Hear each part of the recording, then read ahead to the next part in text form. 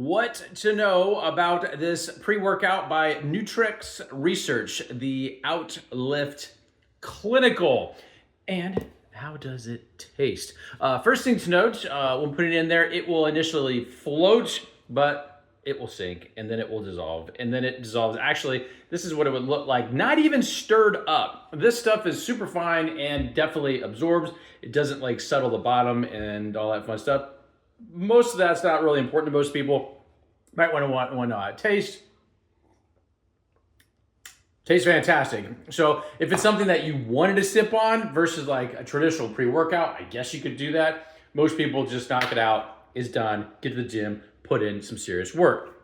But that's all well and fine. What makes this a little bit different? This is really like an all-in-one. A big jug, only about 22 servings. And it's got a lot of good stuff. Let me just keep it real. So 8 grams of citrulline, 6 grams of EAAs, 3.2 grams of beta-alanine, and 3 grams also of creatine.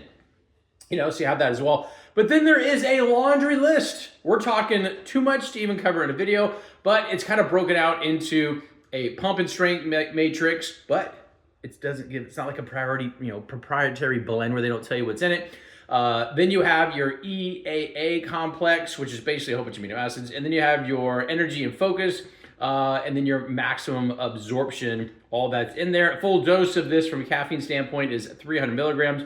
But then you also have the L-tyrosine and then taurine. And that basically is gonna help with the jitters and crash and all the stuff that can typically happen with higher doses of, again, 300 milligrams in a full scoop. So much stuff in this thing. It's kind of like an all-in-one, so really no need to kind of take 2 different supplements, combine them together. It's all in one, good flavor, absorbs quickly. Depending on if you've eaten a lot, you're going to definitely feel the effects depending on your caffeine tolerance. Everybody's different, totally subjective.